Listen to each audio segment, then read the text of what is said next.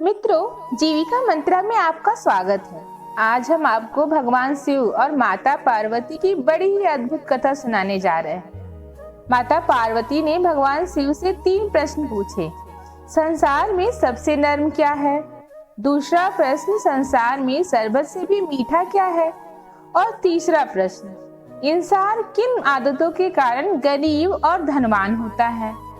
अगर आप यह कहानी सुन रहे हैं तो आप पूरा सुनिएगा। इस कथा को आधा अधूरा छोड़कर जाने की गलती मत कीजिएगा, क्योंकि इस पवित्र कथा को आधा अधूरा छोड़कर जाने से हो सकता है आपका कुछ नुकसान हो जाए। इसलिए इस कथा को पूरा सुने। अगर आप शिव के भक्त हैं तो भोलेनाथ का अनादर न करें। इसे सुनकर आपको आपके कष्टों और दरिद्रता से मुक्ति मिल जाएगी। साथ में इस कथा को सुनने से भगवान शिव सहित माता पार्वती का भी आशीर्वाद प्राप्त होता है और उस व्यक्ति पर महादेव की विशेष कृपा होती है। शिव महापुराण में सूत जी ने 16वें अध्याय में कहा है, इस कथा को सुनने से व्यक्ति के जन्मों जन्म के पाप नष्ट हो जाते हैं।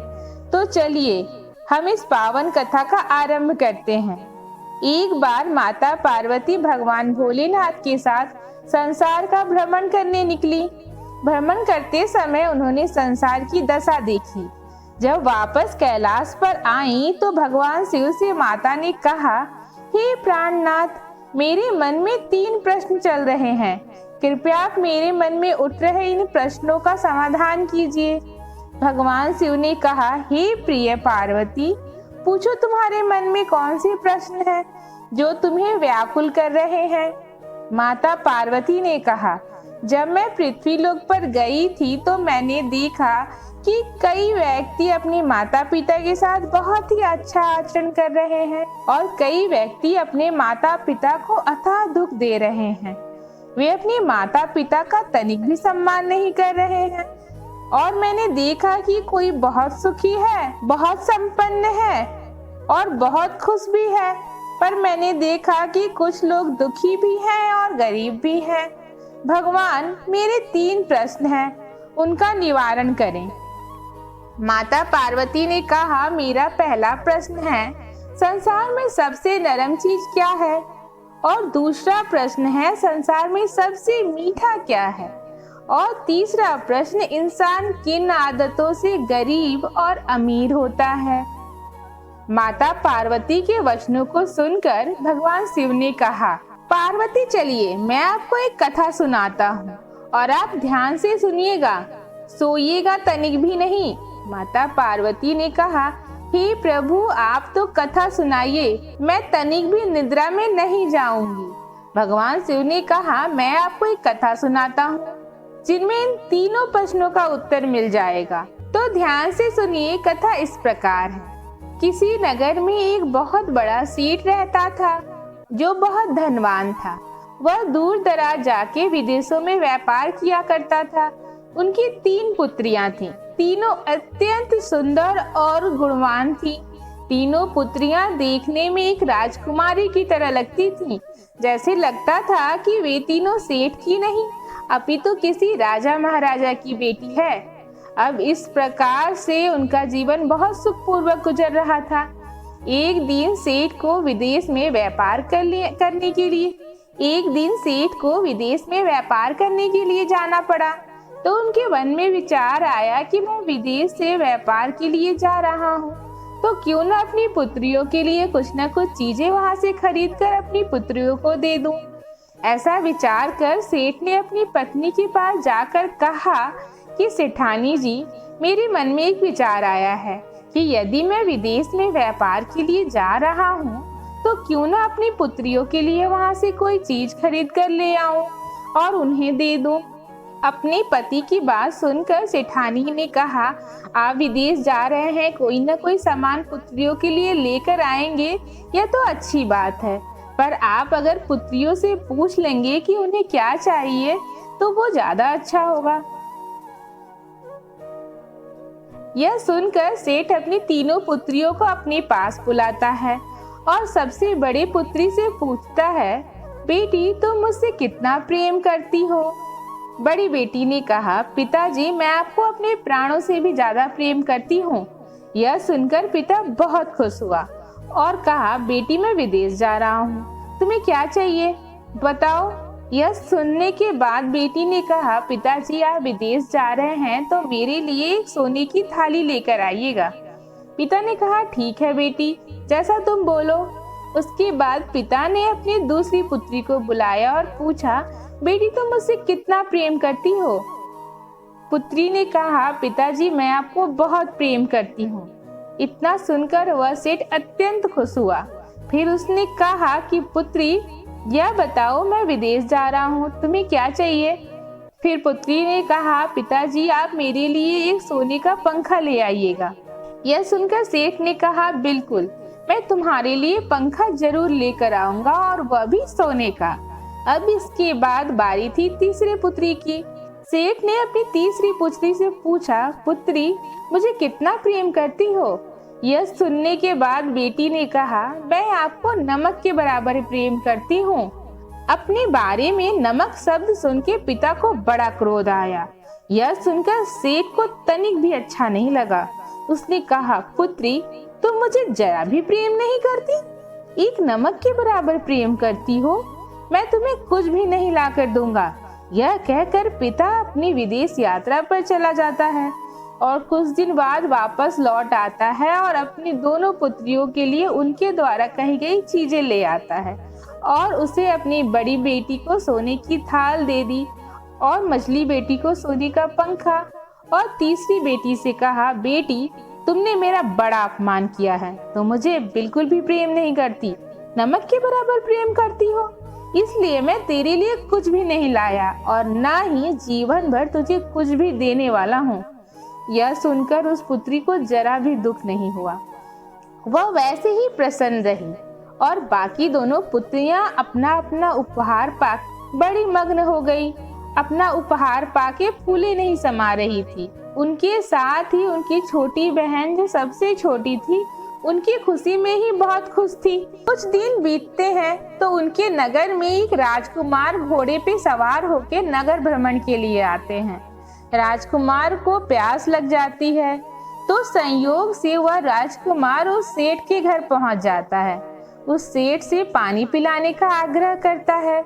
सेठ ने उसे पानी पिलाया। तभी उस राजकुमार की नजर उस सेठ की पुत्रियों की ओर जाती है। राजकुमार ने कहा, सेठ जी आपकी पुत्रियां तो अति सुंदर हैं। मुझे आपकी सबसे छोटी वाली पुत्री बहुत पसंद है। मैं उसे देखते ही मंत्रमुग्ध हो गया था।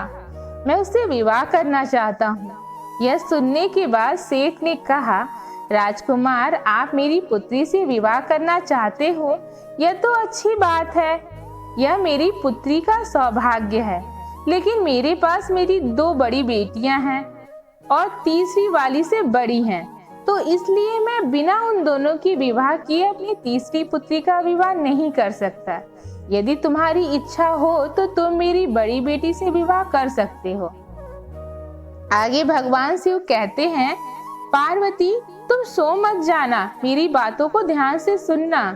पार्वती जी कहती हैं, हे भगवान मैं आपकी कथा को बड़े ध्यान से सुन रही हूँ, आगे कहिए।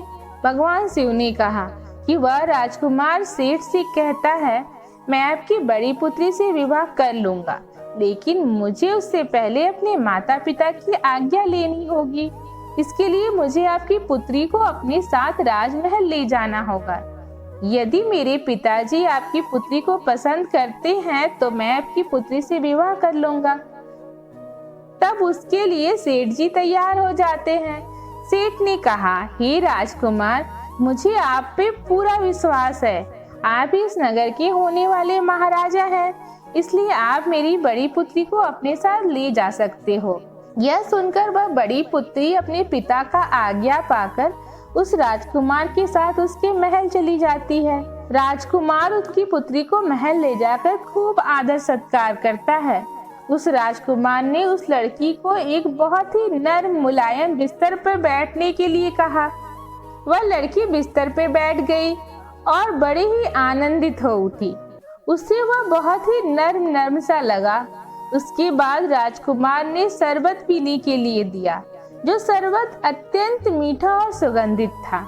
अब लड़की शरबत बहुत आनंदित होकर पी रही थी। आगे राजकुमार ने उस लड़की से पूछा कि हे सेठ कन्या, तुम मुझे यह बताओ कि आज से पहले तुम इतने नर्म बिस्तर पर बैठी थी। लड़की ने कहा, नहीं, मैं आज से पहले इतने नर्म बिस्तर पर नहीं बैठी हूँ।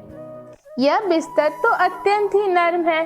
तब राजकुमार ने कहा, अब तुम मुझे दूसरे प्रश्न का उत्तर दो। क्या आज से पहले तुमने इतना सुगंधित और मीठा शरबत पिया है?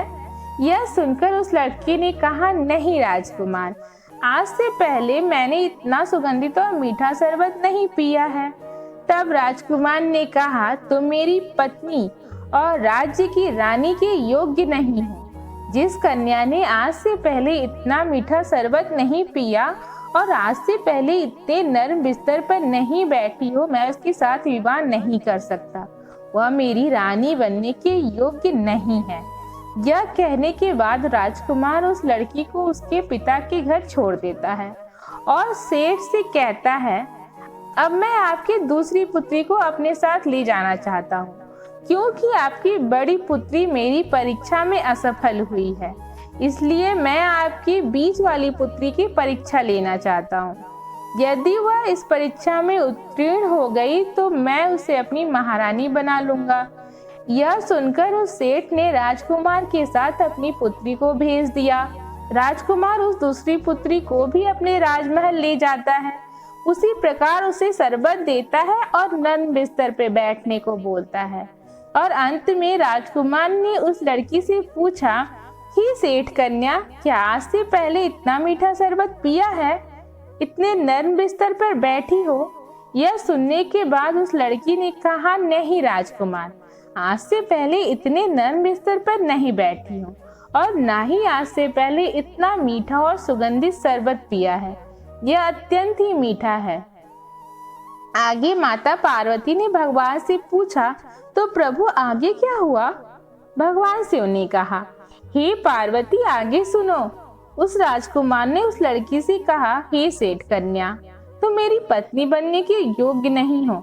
जो लड़की आज तक इतना मीठा शरबत और इतने नर्म बिस्तर पे नहीं बैठी हो, वह राज्य की महारानी बनने की योग्य नहीं है। तुम मेरी परीक्षा में असफल हो रही हो। यह कहकर वह राजकुमार सेठ के पास जाता है और उस लड़की को सम्मान से सेठ के घर पहुंचा देता है और सेठ से कहता है, सेठ जी, मैं अब आपकी तीसरी पुत्री को अपने साथ ले जाना चाहता हूँ।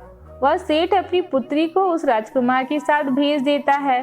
राजकुमार लड़की को अपने साथ महल ले जाता है और ठीक उसी प्रकार जिस प्रकार से अन्य दो बहनों के साथ उसने यह सवाल किया था, उस लड़की के साथ भी वही सवाल करता है और वैसे ही सब कुछ पूछता है।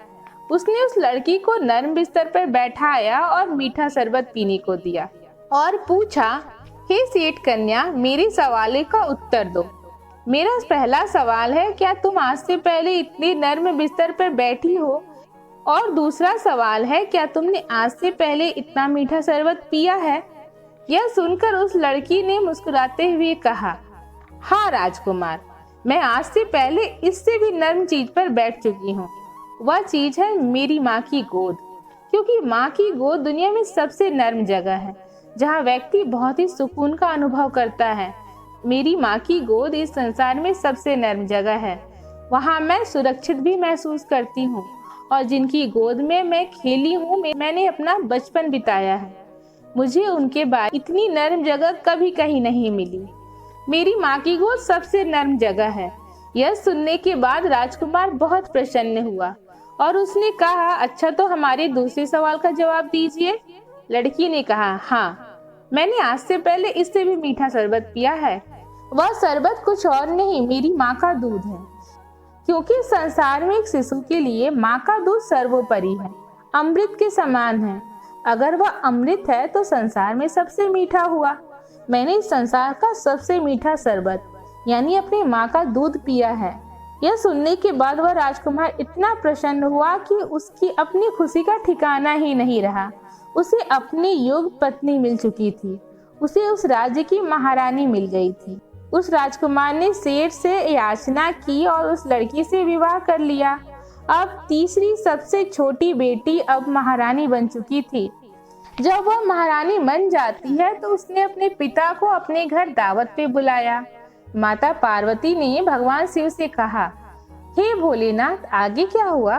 भगवान शिव कहते हैं, हे पार्वती, आगे सुनो।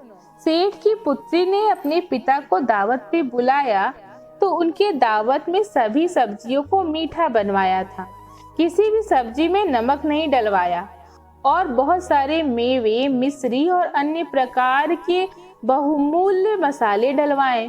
सब्जियों को तैयार करवाया। जब सेठ अपनी पुत्री के घर दावत पे आता है तो उसने जैसे ही सब्जियों को चखा, उसके मुंह का स्वाद बिगड़ गया। जैसे ही सब्जियों को चखा, उसके मुंह का स्वाद बिगड़ गया। वह झल्ला उठा। बारी बारी करके उसने सब्जियों को चखा, लेकिन उसका स्वाद उसे अच्छा नहीं लगा।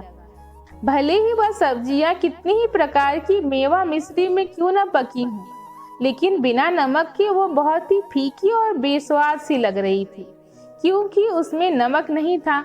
सेठ को बहुत ही क्रोध आया। उसने राजकुमार से कहा, राजकुमार, यह कैसा मजाक है? मुझे दावत पे बुलाया है, किस प्रकार की सब्जियां मुझे खाने को दे रहे हो? राजकुमार ने कहा, सेठ जी, भोजन मैंने नहीं, आपकी पुत्री ने तैयार करवाया है। उसी के कहने पे सभी सब्जियों में नमक नहीं डाला गया। सुनकर वह सेठ अपनी पुत्री के पास जाता है और पूछता है, पुत्री, तुम मुझसे किस जन्म का बदला ले रही हो और बिना नमक की सब्जी परोसकर इसका कारण क्या है? तब पुत्री ने कहा, पिताजी, आपको याद है जब आप विदेश यात्रा पर व्यापार के लिए गए थे तो आपने मुझसे पूछा था कि मैं आपसे कितना प्रेम करती हूँ। तो मैंने कहा था कि नमक के बराबर। तब आपने मेरा खूब अपमान किया था, मेरे लिए कुछ भी नहीं लाए। तो पिताजी, आप मेरी बात को समझ नहीं पाए। आपको मैं उसी नमक की भांति प्रेम करती हूँ। आपके बिना मेरा जीवन अधूरा है। आप ही मेरे लिए सर्वत्र है, बहुत प्रिय है, उसी सब्जी के समान। जिस सब्जी में नमक नहीं डाला गया तो उसका कोई महत्व नहीं। इस प्रकार आप मेरे लिए बहुत महत्वपूर्ण हैं। इन सब्जियों में मैंने कितने प्रकार के मसाले डलवाए, मेवा मिश्री डलवाया, लेकिन फिर भी आपको पसंद नहीं आई, क्योंकि इसमें नमक नहीं था। तो सोचिए पिताजी, आपका भी मेरे जीवन में यही महत्व है। मेरे जीवन में कितना भी धन दौलत अपार सुख क्यों ना हो जाए, आपके बिना मेरा जीवन कुछ नहीं। मैं आपको यही बताना चाहती थी। अपनी पुत्री के मुख से यह बात सुनकर सेठ धन्य हो जाते हैं, अत्यंत प्रसन्न होते हैं। उसने अपनी लड़की को भर भर के आशीर्वाद दिया और कहा, सौभाग्यवती भव, तुम्हारा सिंदूर अखंड हो, तुम सौभाग्यवती रहो। आगे माता पार्वती ने कहा, हे स्वामी, आपने मेरे दोनों प्रश्नों का तो उत्तर दे दिया, लेकिन मेरा तीसरा प्रश्न तो रह ही गया। भगवान शिव ने कहा, हे पार्वती, तुम उतावली क्यों हो रही हो? तुम्हारे तीसरे प्रश्न का उत्तर भी मिलने वाला है, आगे सुनो। पार्वती जिस प्रकार से वह दोनों कन्याएं अपने पिता को कहती हैं कि वह उनसे अत्यंत प्रेम करती हैं, तो इसके लिए उसके पिता से उन्हें सोने की थाल और सोने का पंखा मिलता है। उन दोनों कन्याओं को अपने दिखावे के लिए बस इतना ही मिला, लेकिन छोटी कन्या को सत्य बोलने और अपने पिता से सच्चा प्रेम करने के लिए अपार धन दौलत और दुनिया भर की सुख सुविधाएं मिली। तो पार्वती, जो व्यक्ति अपने माता पिता से अथाह प्रेम करता है, उनका सम्मान करता है, आदर करता है और सेवा करता है, उस व्यक्ति को संसार में कभी दुख नहीं हो सकता। वह व्यक्ति हमेशा धनवान और अमीर बना रहेगा, क्योंकि सबसे बड़े उसके माता पिता का आशीर्वाद उसके साथ होता है। जब तक माता पिता का आशीर्वाद व्यक्ति के साथ नहीं होता, व्यक्ति चाहे जितना भी प्रयत्न कर ले, भगवान का भी आशीर्वाद उसे नहीं लगता। इस प्रकार से माता पिता के आशीर्वाद की वजह से ही, सच्चा प्रेम करने के वजह से ही उस पुत्री का जीवन धन्य हो गया और उन दो पुत्रियों को केवल एक सोने का थाल और पंखा ही मिल पाया। यह सुनकर माता पार्वती धन्य हो गईं। उन्होंने कहा, हे प्रभु, आपका कोटि कोटि नमन। आपने जीवन के सार को समझाया, आपने बहुत बड़ी शिक्षा दी है।